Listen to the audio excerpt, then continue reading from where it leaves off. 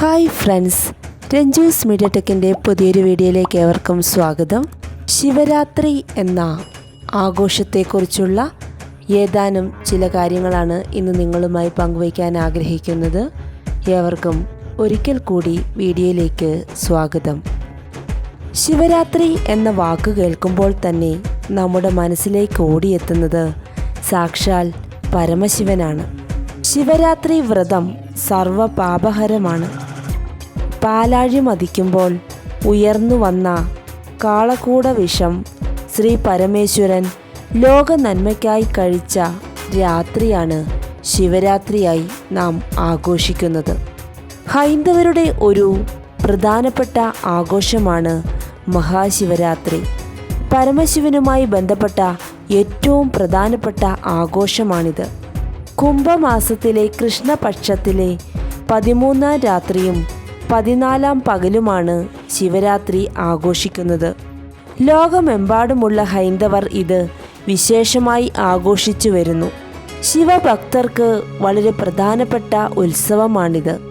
എല്ലാ ശിവക്ഷേത്രങ്ങളിലും അന്ന് വിശേഷ ദിവസമാണ്.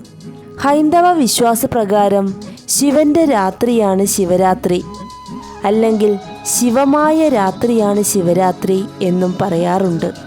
മംഗളകരമായ രാത്രി എന്നും ഇതിനെ വിശേഷിപ്പിക്കാറുണ്ട്. ശിവരാത്രിയിലെ ആചാരങ്ങളെക്കുറിച്ച് പറയുകയാണെങ്കിൽ, കൂവളത്തിൻ്റെ ഇലകൾ ശിവനർപ്പിക്കുന്നതും ഉപവാസമനുഷ്ഠിക്കുന്നതും രാത്രി ഉറക്കമിളയ്ക്കുന്നതും ശിവപൂജ ചെയ്യുന്നതും ആചാരങ്ങളിൽ പെടുന്നു. ശിവലിംഗങ്ങളെ പാലും തേനും കൊണ്ട് അഭിഷേകം ചെയ്ത് അവയെ ആരാധിക്കുന്ന പതിവുമുണ്ട്. ശിവരാത്രി വ്രതം എടുത്ത് ദൈവാരാധന നടത്തുന്നത് ഐശ്വര്യകരവും ദുരിതനാശകരവുമാണ് എന്നാണെന്നാണ് വിശ്വാസം. ശിവരാത്രി ദിവസം മരിച്ചവർക്ക് വേണ്ടി പിതൃബലി അർപ്പിക്കുന്നത് ഏറ്റവും പുണ്യകരമാണ് എന്ന വിശ്വാസമുണ്ട്.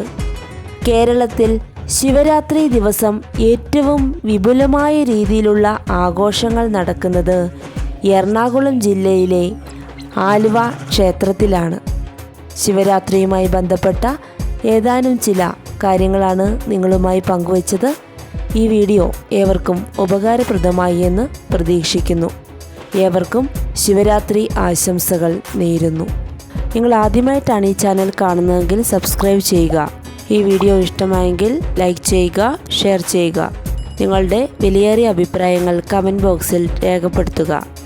വീഡിയോ ശ്രവിച്ച ഏവർക്കും നന്ദി.